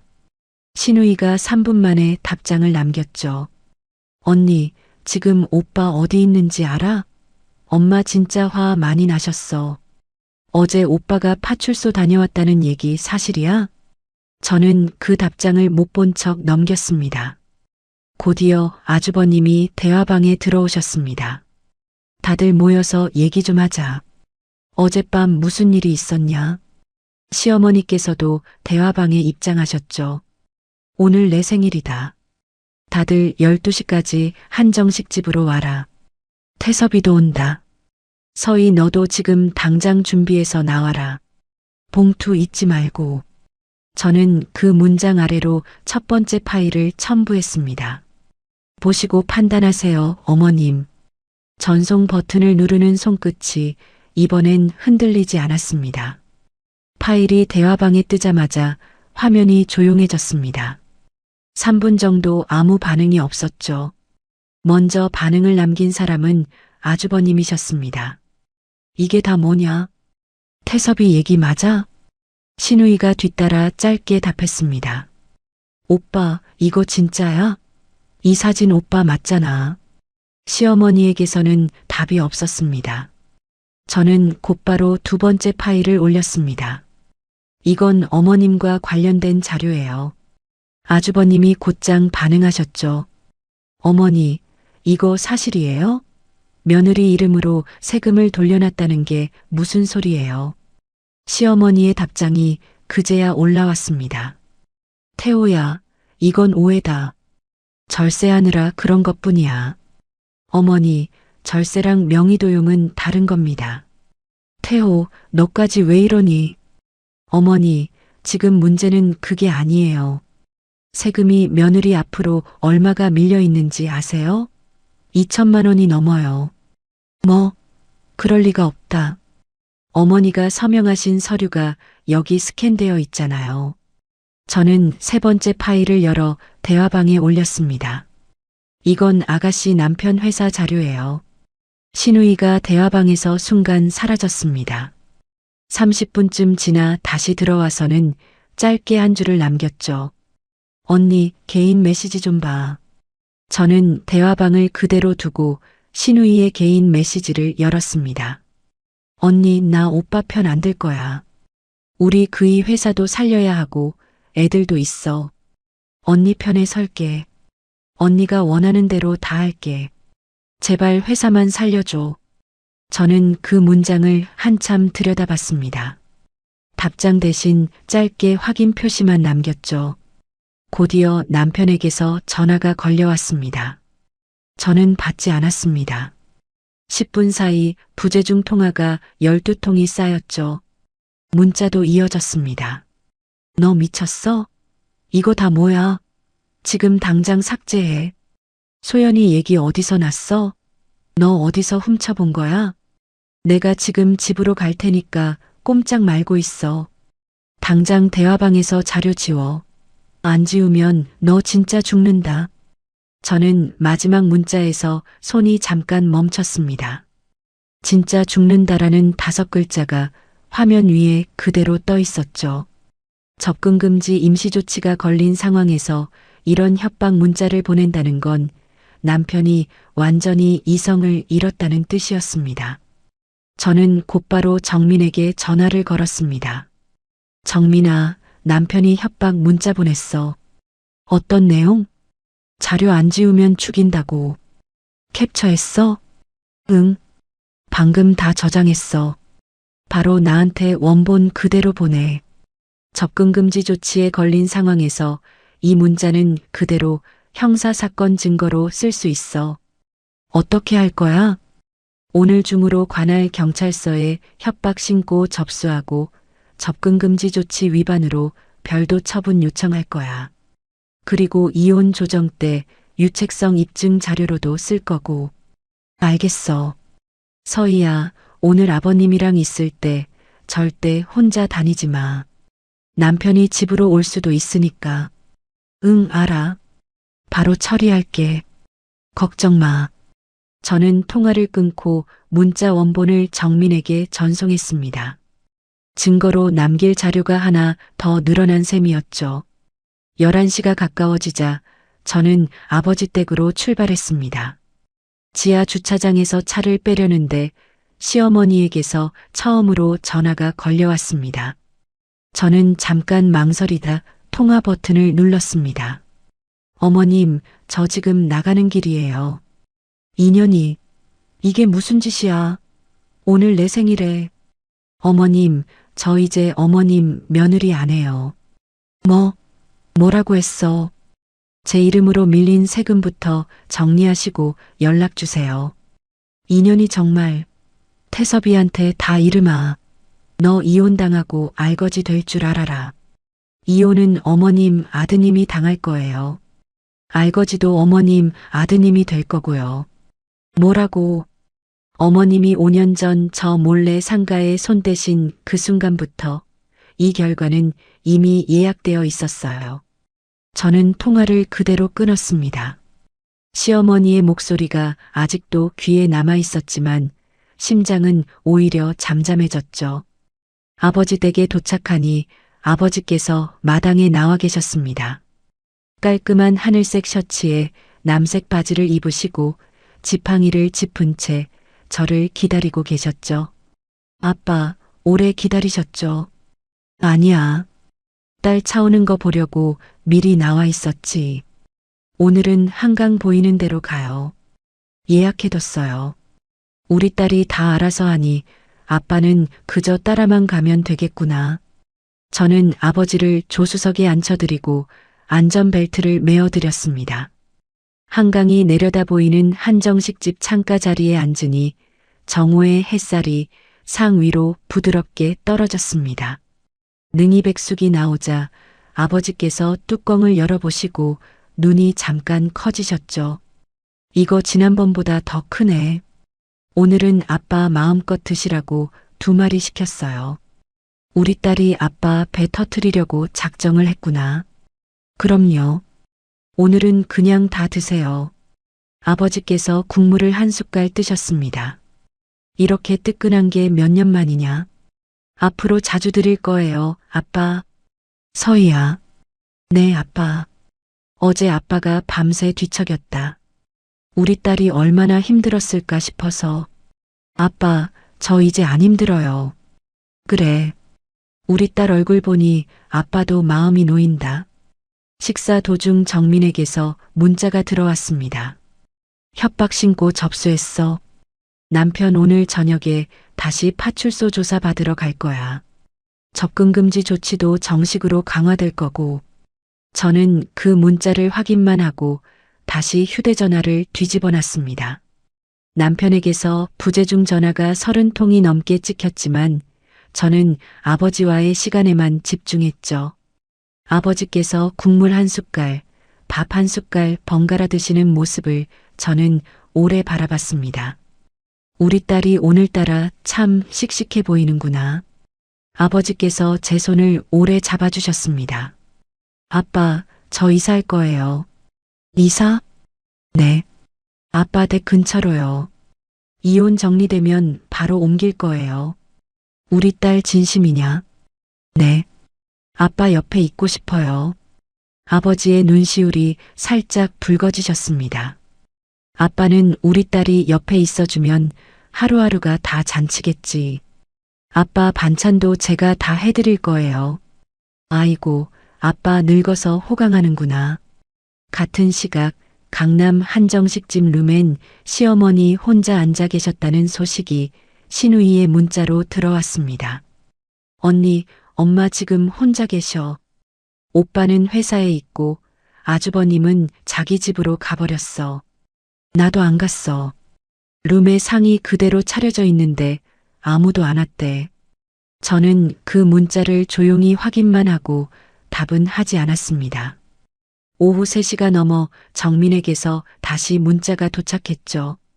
서희야, 다음 주 월요일에 이혼 소장 정식 접수할 거야. 남편 회사에도 익명 제보로 법인카드 유용 정황 넘겼어. 고마워, 정민아. 오늘 잘 있어. 아버님한테 안부 전해줘. 저는 휴대전화를 다시 뒤집어 놓았습니다. 아버지께서 후식으로 나온 수정과를 드시며 창밖을 바라보셨습니다. 서희야, 저 다리 좀 봐라. 아빠 젊었을 때 저 다리 놓을 때 목수로 참여했었다. 아빠가 저 다리를 놓으셨어요? 목수 열댓 명이 붙어서 몇 달을 매달렸지. 그때 내 엄마가 도시락 싸서 오곤 했다. 엄마가요? 그래. 국밥 한 그릇씩 챙겨서. 그 시절이 참 좋았지. 아빠는 엄마 얘기 오랜만에 하시네요. 우리 딸이 씩씩하니까 아빠도 옛날 얘기가 나오는 거야. 아빠, 엄마도 오늘 저보고 계시겠죠? 보고 있을 거야. 우리 딸 씩씩한 거 보고 웃고 계실 거다. 저는 아버지의 이야기를 오래 들었습니다. 22년 만에 처음으로 아버지와 이렇게 마주 앉아 밥을 먹는 자리였죠. 오후 6시 저는 아버지를 댁까지 모셔다 드렸습니다. 아빠, 오늘 잘 주무세요. 내일 아침에 전화 드릴게요. 우리 딸도 잘 자라. 밤에 무슨 일 생기면 바로 아빠한테 전화해. 네, 아빠. 걱정 마세요. 집으로 돌아오는 길에 신우이에게서 다시 문자가 들어왔습니다. 언니, 엄마 아직 룸에서 안 나오셨대. 종업원이 걱정된다고 전화 왔어. 언니, 답장이라도 좀 해줘. 저는 답장 대신 창밖 노을만 바라봤습니다. 한강 위로 붉은 해가 천천히 가라앉고 있었죠. 라디오에서 오래된 가요가 흘러나왔습니다. 저는 볼륨을 조금 올렸습니다. 시어머니 생신으로부터 2달 반이 지난 어느 가을 아침, 서울가정법원 앞 은행나무 잎이 노랗게 물들어 있었습니다. 저는 정민과 함께 법원 정문을 지나 조정실이 있는 3층으로 올라갔죠. 이혼 소장은 2달 전 접수를 마쳤고 시어머니에 대한 형사 고소장도 관할 경찰서에서 정식으로 접수되어 있었습니다. 서희야, 오늘은 감정 흘리지 마. 사실만 말해. 응, 알겠어. 저쪽에서 무슨 소리 해도 절대 반응하지 말고 나한테 다 맡겨. 고마워, 정민아. 그리고 하나 더. 저쪽에서 사정하기 시작하면 그게 제일 위험한 순간이야. 알아. 안 흔들려. 3층 복도로 접어드는 순간 익숙한 목소리가 뒤에서 들려왔습니다. 이년아, 거기서. 돌아보니 시어머니께서 지팡이를 짚고 저를 향해 다가오고 계셨습니다. 검은 원피스에 짙은 화장까지 하시고 오신 모습이었죠. 어머님, 여기 왜 오셨어요? 내 아들 인생 걸린 자리인데 내가 왜 못 와? 어머님은 형사사건 피고소인이에요. 이 자리에 오시면 안 돼요. 뭐? 이 여자가 어디서 훈수야? 시어머니께서 지팡이 끝으로 제 팔을 툭 치셨습니다. 정민이 곧장 저를 등 뒤로 감싸며 앞으로 나섰습니다. 어머님, 여긴 조정실 앞입니다. 지금 이렇게 나오시면 조정 자체가 취소될 수 있어요. 당신은 또 누구야? 부인 측 대리인입니다. 어머님, 지금 이 자리에서 물러나 주십시오. 그때 복도 안쪽에서 남편이 걸어 나왔습니다. 정장 차림에 얼굴이 잔뜩 굳어 있었죠. 어머니, 여기 왜 오셨어요? 오시지 말라고 했잖아요. 태서봐, 넌 어미가 이 꼴이 됐는데 편도 안 들어? 어머니, 지금 어머니 사건도 걸려 있는 거 아시잖아요. 조정실 근처엔 오시면 안 된다니까요. 이 못된 년 때문에 이 어미가 이렇게 됐는데. 법원 직원 2사람이 소란을 듣고 다가왔습니다. 어르신, 여기서 소리 지르시면 안 됩니다. 밖으로 나가주세요. 내가 왜 나가? 내 아들 이혼시키는데 내가 왜? 직원들이 시어머니를 양옆에서 부축해 엘리베이터 쪽으로 모시고 갔습니다. 시어머니께서 저를 향해 마지막까지 고개를 돌리시며 소리치셨습니다. 두고 보자, 이년아. 내가 너 그냥 안 둔다. 엘리베이터 문이 닫히고 나서야 복도가 조용해졌습니다. 남편이 그제야 저를 향해 눈을 돌렸습니다. 서희야, 미안하다. 어머니가 저러실 줄 몰랐어. 조정실 들어가. 정민이 저를 앞세우고 조정실 문을 열었습니다. 조정위원이 서류를 펼치며 개시 발언을 시작했습니다. 양측 대리인 확인하겠습니다. 오늘은 당사자 조정 자리이니 대리인과 당사자만 발언해 주시기 바랍니다. 방금 복도 소라는 저희 측이 사과드립니다. 저희 어머니가 오시면 안 되는 자리인데 무단으로 오셨습니다. 남편이 먼저 고개를 숙였습니다. 조정위원이 표정 하나 바꾸지 않으시고 서류를 넘기셨죠. 본 조정에 관련 없는 인물의 개입은 기록에 남겨두겠습니다. 그럼 시작하시죠. 정민이 준비해간 서류철을 테이블 위에 하나씩 올려놓았습니다. 조정위원님, 저희 측 자료 순서대로 제출하겠습니다. 첫 번째는 남편의 8개월치 불륜 관련 대화 내역과 사진, 계좌 이체 내역이었습니다. 조정위원이 서류를 넘기시더니 잠깐 안경을 고쳐 쓰셨습니다. 이 부분은 상대 측에서 인정하십니까? 남편의 얼굴이 벌겋게 달아올랐습니다. 일부는 인정합니다. 그런데 아내도 잘못이 있었어요. 제가 뭘 잘못했는데? 저는 나지막이 남편을 향해 물었습니다. 넌 결혼 생활을 제대로 안 했잖아. 어머니한테 살갑게 굴었어? 나한테 애정 표현 한 번 한 적 있어? 22년 동안 당신이 나한테 애정 표현 요구할 자격이나 있었어? 이 여자가 진짜. 당사자 두 분 진정하시고 대리인 통해서 말씀하세요. 정민이 두 번째 서류를 올렸습니다. 이건 22년치 재산 형성 기여도 분석서입니다. 조정위원이 두꺼운 서류를 넘겨보시며 고개를 여러 번 끄덕이셨습니다. 부인 측 기여도가 상당하네요. 세 번째로는 아버지 명의 담보대출 1억 원이 시댁상가 매입으로 흘러들어간 자금 흐름도가 나왔습니다. 남편의 얼굴에서 핏기가 완전히 빠져나갔죠. 이건 장인어른이 자발적으로 해주신 겁니다. 자발적이었으면 왜 5년째 원금이 그대로 남아있어요? 이자는 내가 냈잖아. 이자가 원금이야? 이 사람아. 그리고 그 돈 시댁상가에 그대로 들어간 거 다 나왔어. 정민이 마지막으로 남편 회사 감사 결과 통보서를 제출했습니다. 법인카드 유용과 사내 불륜 문제로 부장에서 차장으로 강등, 대기 발령 처분이 명시되어 있었죠. 조정위원의 표정이 심각해지셨습니다. 강태섭 씨, 이 상황에서 어떤 조건으로 조정을 원하십니까? 재산 분할은 5대5로 하고 위자료는 없이 가고 싶습니다. 정민이 곧장 받아쳤습니다. 조정위원님, 이건 명백한 유책 배우자의 혼인 파탄 사안입니다. 위자료 없이는 조정 불가능합니다. 그리고 시어머님의 명의도용권은 별도로 형사고소가 진행 중입니다. 조세포탈 방조 혐의까지 함께 걸려 있고요. 남편의 목소리가 잦아들었습니다. 조세포탈은 어머니가 하신 거지 저는 몰랐습니다. 본인 명의 계좌로 그 돈이 들어왔다 나갔는데 모르셨다는 게 말이 됩니까? 오늘은 여기까지 하고 2주 뒤에 다시 뵙겠습니다. 조정위원의 마무리 발언으로 첫 번째 기일이 끝났습니다.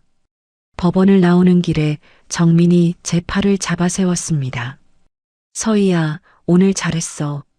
나 다리가 후들거려. 카페 잠깐 가자. 정민과 근처 카페에 앉아 따뜻한 차를 한 잔 마셨습니다. 저쪽 완전히 무너졌어. 다음 기일엔 우리 조건 그대로 받을 거야. 어머님이 복도까지 오신 건 좀 놀랐어. 오히려 우리한테 유리했지. 저쪽 어머니가 얼마나 통제 안 되는 분인지 조정위원이 직접 봤잖아. 정민아, 나 진짜 이혼하는 거네. 응. 정확히는 저 사람이 이혼당하는 거야. 저는 처음으로 살짝 웃었습니다. 2주 뒤 두 번째 기일 아침, 남편은 어머니 없이 혼자 조정실에 들어왔습니다. 얼굴이 부쩍 야위어 있었죠. 서희야, 얘기 좀 하자. 남편이 조정실 대기실에서 저에게 다가왔습니다. 조정실에서 얘기해. 소연이 나버렸어. 이혼당하고 결혼하자던 애가 애뱉다고 위자료 내놓으래. 그래서 너 나 이렇게까지 몰아붙일 필요는 없잖아. 당신이 나 22년 몰아붙였잖아. 나는 2달 반이야. 서희야, 22년 정 생각해서라도 22년 정을 당신이 언제 생각한 적 있어? 남편이 고개를 숙였습니다. 조정실 안에서 정민이 다시 카드를 하나씩 꺼내기 시작했죠. 이번엔 남편도 항변하지 못했습니다. 부인 측 최종한 말씀드리겠습니다. 정민이 조정위원을 향해 문서를 내밀었습니다. 아파트와 상가 지분, 퇴직금 예상액의 65%를 부인이 가져가고 위자료 1억 2천만 원을 별도 지급합니다. 아버님 명의 대출 1억 원과 5년치 이자는 남편이 개인 채무로 인수합니다. 강태섭 씨, 이 안에 대해 어떻게 생각하십니까? 남편이 한참을 침묵하다 결국 고개를 끄덕였습니다. 받아들이겠습니다. 조정위원이 서명란을 가리키셨습니다. 남편이 볼펜을 쥔 손을 잠깐 떨더니 결국 서명을 마쳤습니다. 저도 그 옆 칸에 이름을 적었죠. 한서의 세 글자가 종이 위에 또렷이 남았습니다. 조정실을 나오는 복도에서 정민이 제 어깨를 살짝 감싸줬습니다. 서희야, 끝났다. 끝났네. 울어도 돼. 안 울어. 오늘은 안 울 거야. 아버님한테 먼저 전화드려. 저는 복도 창가에서 아버지께 전화를 걸었습니다. 아빠, 저 오늘 다 끝냈어요. 우리 딸 고생했다. 이제 아빠 옆으로 갈게요. 아빠는 우리 딸만 기다린다. 집으로 돌아오는 길에 신우이에게서 전화가 왔습니다. 언니, 엄마 쓰러지셨어. 뭐라고? 어제 경찰에서 조사 출석 통보서 받으시고 오늘 아침에 뇌졸중으로 쓰러지셨어. 병원은? 강남 성모야. 상태는 안정됐는데 오른쪽 마비래. 알겠어. 문자 넣어줘서 고마워. 언니, 나 지금 병원인데 언니 안 와도 돼. 그냥 알고만 있으라고 전화한 거야. 응. 언니 미안해. 나 그동안 정말 미안했어. 아가씨, 지금은 어머님 먼저 챙기세요. 전화를 끊고 저는 창밖을 잠깐 바라봤습니다. 한 달 뒤 정민에게서 시어머니 사건에 대한 통보가 왔습니다. 고령과 병환을 이유로 기소유예 처분이 났다는 소식이었죠. 기소유예면 처벌 안 받는 거야? 응. 대신 죄가 있다는 건 인정된 셈이야. 그거면 됐어. 다만 그 사이 시어머니께서 시댁상가 지분 대부분을 병원비로 처분하셨다는 이야기가 신우이를 통해 전해졌습니다. 시어머니께서 가장 자랑하시던 그 상가가 결국 병원비로 흩어진 셈이었죠. 이혼 판결문이 확정된 그날 밤 저는 거실 바닥에 22권의 가계부를 다시 쌓아놓았습니다. 파쇄기 앞에 앉아 한 권씩 조심스럽게 넣기 시작했죠. 첫 번째 가계부는 결혼 첫 해의 것이었습니다. 파쇄기 안으로 들어가는 종이 위에 26살 제 글씨가 잠깐 보였다가 사라졌습니다. 두 번째, 세 번째, 다섯 번째, 10번째, 21권을 파쇄기에 넣고 마지막 한 권을 손에 쥐었습니다. 올해 8월 가계부였죠. 그 안에는 능이버섯 30만 원이라는 항목이 노란 형광펜으로 표시되어 있었습니다. 저는 그 페이지만 조심스럽게 뜯어내 옆에 두고 나머지는 파쇄기에 넣었습니다.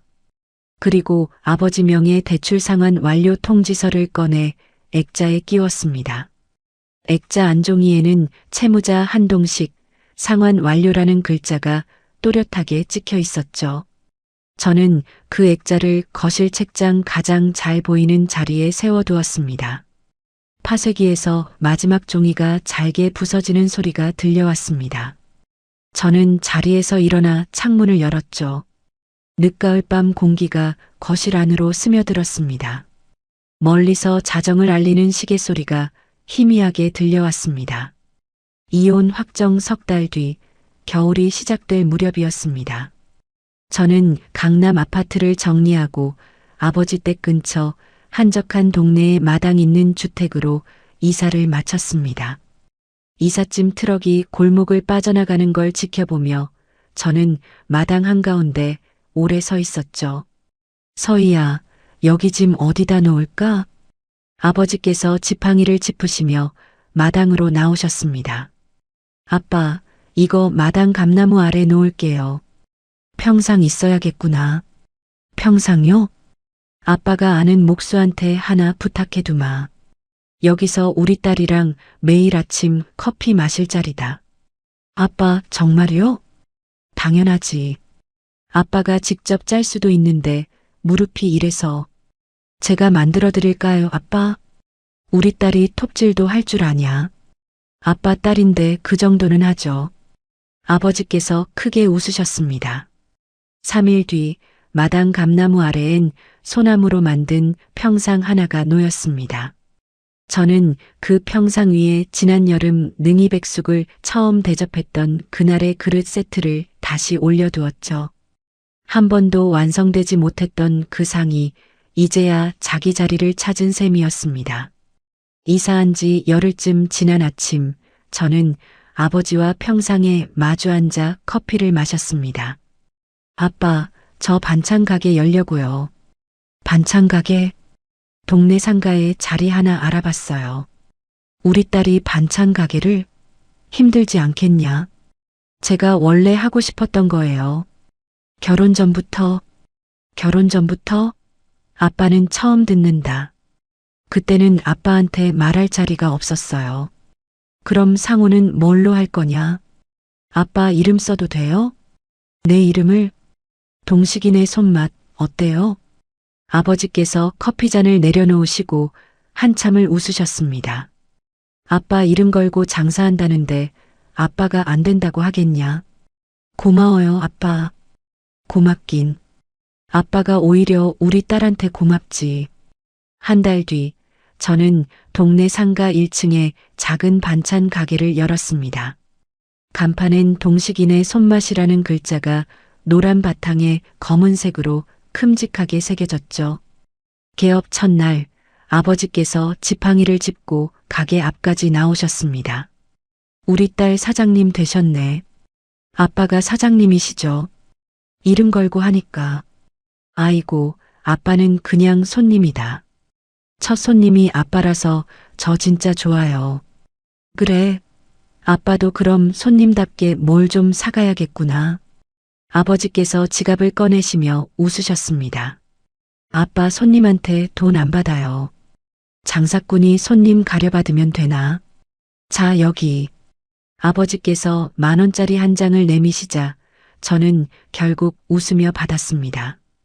그 돈은 나중에 액자에 넣어 카운터 위에 세워두었죠. 개업 초반 두어 달은 손님이 뜸했습니다. 동네에 이미 오래된 반찬 가게 몇 곳이 있었고 새로운 저를 알아보는 사람도 없었죠. 한 달치 임대료가 빠져나가는 통장을 볼 때마다 마음이 무거웠습니다. 그러던 어느 저녁 지혜에게서 전화가 걸려왔습니다. 언니, 저번에 우리 센터에서 반찬 정기 배송 얘기 나왔어. 정기 배송? 응. 우리 단체 회원들 중에 혼자 사시는 분들 많거든. 언니 가게 반찬 정기로 받고 싶다는 분들 꽤 있어. 진짜? 내일 언니 가게 주소 보내줘. 회원 명단이랑 배송 조건 정리해서 넘길게. 지혜야, 정말 고마워. 고맙긴 뭐가 고마워. 언니 반찬 진짜 맛있잖아. 그날 밤부터 저는 매장 안쪽 작업대에서 반찬 종류를 다시 정리했습니다.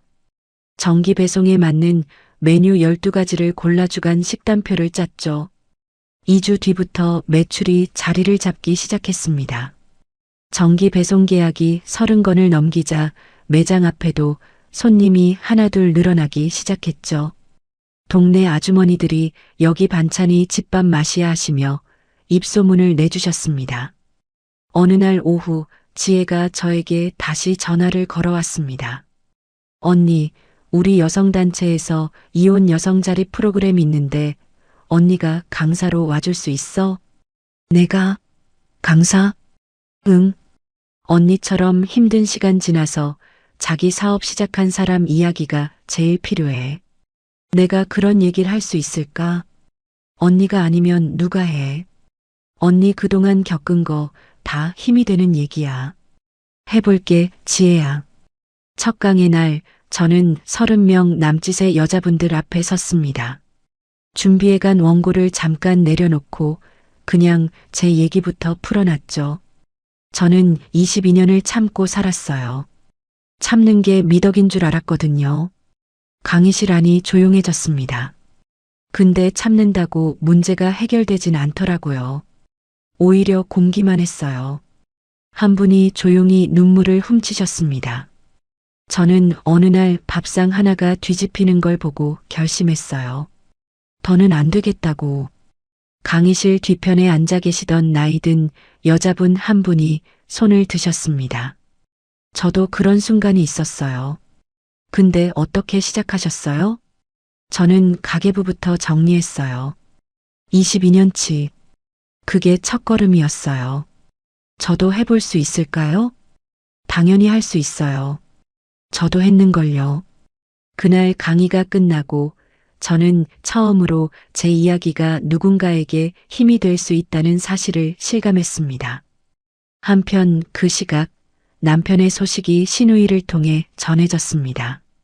대기 발령 6개월 만에 회사에서 권고사직 처리되었고 시댁 상가 1층에 작은 사무실을 차렸다고 했죠. 언니, 오빠 요즘 완전히 망가졌어. 그래. 엄마 재활치료비랑 소연이 애 양육비 소송까지 혼자 감당하느라 남은 상가 지분도 팔았대. 그렇구나. 언니, 나 오빠랑 별거 하기로 했어. 그이랑도 사이가 완전히 틀어졌고. 아가씨. 언니, 나 언니 가게에서 일하고 싶어. 반찬 만드는 거 배우고 싶어. 저는 잠깐 답을 못하고 수화기를 든 채 서 있었습니다. 아가씨, 진심이에요? 응, 언니. 나 진짜 처음부터 다시 시작하고 싶어. 생각할 시간 좀 주세요. 기다릴게, 언니. 얼마든지. 전화를 끊고 저는 아버지께 그 얘기를 전했습니다. 아빠, 시누이가 우리 가게에서 일하고 싶대요. 우리 딸 마음은 어떠냐? 솔직히 잘 모르겠어요. 몇 달 지켜보고 결정하려무나. 사람은 변하기도 하고 안 변하기도 하니까. 아빠는 사람이 진짜 변한다고 믿으세요? 믿지. 아빠도 우리 딸 보고 변했잖니. 아빠가요? 뭐가요? 우리 딸이 씩씩해지니까 아빠도 마음이 씩씩해졌지. 저는 아버지 말씀대로 시누이를 몇 달간 지켜봤습니다. 일주일에 2번씩 가게에 들러 반찬 만드는 걸 옆에서 배우겠다고 했고 실제로 진지하게 배웠죠. 넉 달째 되던 날 저는 시누이를 매장 매니저로 채용했습니다. 아가씨, 이제부터 아가씨가 홀 담당이에요. 언니 진짜 고마워. 고맙긴요. 잘해봐요. 언니, 나 진짜 잘할게. 언니한테 보답할게. 보답은 필요 없어요. 그냥 아가씨가 아가씨 인생 잘 살면 그게 다예요. 그해 봄 어느 날 오후였습니다. 가게 유리창 너머로 낯익은 두 사람이 다투는 모습이 눈에 들어왔습니다. 푸른 배를 아는 젊은 여자와 야윈 얼굴의 나이든 남자. 소연과 남편이었습니다. 시누이가 창밖을 힐끗 보더니 조심스레 입을 열었습니다. 언니, 저기 오빠 아니야? 맞아요. 근데 두 사람 헤어졌다고 하지 않았어? 양육비 소송 때문에 조정 자리에서 만나는 모양이에요.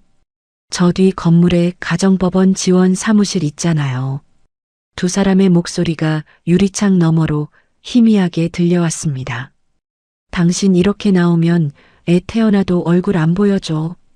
내가 지금 무슨 돈이 있다고 그 액수를 감당해. 애 아빠가 그 정도는 해야 할 거 아니야. 두 사람은 마주선 채 서로 삿대질을 하며 소리를 높였습니다. 한때 뜨거웠던 두 사람이 이제는 마주치는 것만으로도 서로에게 상처를 주고 있었죠. 언니, 괜찮아? 응, 아가씨. 나 진짜 괜찮아요. 언니 대단하다. 대단할 것도 없어요. 그냥 이제 저 사람들이 남처럼 보일 뿐이에요. 저는 카운터 뒤에 서서 반찬통 뚜껑을 닫았습니다. 두 사람이 서로를 향해 걸어가던 방향으로 다시 갈라져 걸어가는 게 창밖으로 얼핏 보였죠. 저는 그쪽으로 시선을 오래 두지 않았습니다. 그 주 주말은 아버지 생신이었습니다. 저는 대청마루에 예전의 3배 크기 능이백숙상을 차렸죠. 지혜와 정민, 신우이, 그리고 반찬 가게 단골 이웃들까지 모두 초대했습니다. 마당 가득 웃음소리가 넘쳐 흘렀습니다. 서희야, 이 국물 좀 봐라. 이거 진짜 맛있다. 정민이 국그릇을 들고 웃었습니다. 언니, 우리 가게 대표 메뉴로 하나 넣어도 될 것 같은데. 신우이가 옆에서 거들었죠. 아가씨, 그거 좋은 생각이에요. 언니, 능이백숙 정기 배송도 되잖아. 이거 진짜 대박 날 것 같아. 아가씨 벌써 사업 감각이 붙었네요. 아버지께서 상석에 앉으시며 저를 부르셨습니다. 서희야, 잠깐 옆에 앉아라. 네, 아빠. 아빠는 살면서 오늘이 제일 배부른 날이다. 아빠, 진짜다. 배가 아니라 마음이 부르다는 거지. 저는 아버지의 손을 잡고 오래 앉아 있었습니다. 22년 전 결혼식장에서 아버지 손을 놓았던 그 순간부터 오늘까지의 시간이 비로소 이어진 기분이었습니다. 그날 밤 손님들이 모두 돌아간 뒤 저는 마당에 홀로 서 있었습니다. 감나무 위로 겨울 초승달이 걸려 있었죠. 서희야, 안 들어오냐? 아버지께서 툇마루에서 저를 부르셨습니다. 네, 아빠. 금방 들어갈게요. 바람 차다. 얼른 들어와. 네, 아빠. 저는 하늘을 한 번 더 올려다봤습니다. 지난 여름 뒤집혔던 밥상이 오늘 이 마당에서 온전히 자기 자리를 찾았죠. 능이백숙 한 그릇, 그것이 제 인생 최고의 답이었습니다. 마당 문을 닫고 툇마루로 걸음을 옮기는데 부엌 창문 너머로 아버지께서 물을 끓이시는 뒷모습이 보였습니다. 저는 툇마루에 앉아 신발을 벗었습니다. 집안에서 아버지의 콧노래가 나지막이 들려왔습니다. 여러분, 오늘 이야기 어떻게 들으셨나요? 능이버섯 한 조각이 이렇게 많은 걸 바꿔놓을 줄 그날의 서희 씨는 몰랐을 겁니다. 밥상이 뒤집힌 그 순간부터 서희 씨는 아내도 며느리도 누구의 그림자도 아닌 그냥 한 사람으로 다시 걷기 시작했습니다. 지금 서희 씨의 반찬 가게 앞에는 아침마다 줄이 섭니다. 아버지가 손수 깎아 세운 나무 간판 아래에서 국물이 끓고 신우이가 앞치마를 두르고 손님을 맞습니다. 한때 서희 씨를 무너뜨리려던 사람들은 각자의 무게에 짓눌려 사라졌고 서희 씨의 마당에는 감나무가 해마다 열매를 맺습니다. 가끔 그런 생각이 든다고 합니다. 그날 밥상이 엎어지지 않았더라면, 그 뜨거운 국물이 아버지 바지에 쏟아지지 않았더라면 지금도 서희 씨는 그 집 거실 한구석에서 숨죽이고 살고 있었을지도 모른다고요. 늦었다고 생각한 그 자리가 사실은 가장 빠른 출발점이었습니다. 이야기를 끝까지 들어주신 분이 계시다면 잘 들었다고 댓글 하나만 남겨주세요. 감사합니다.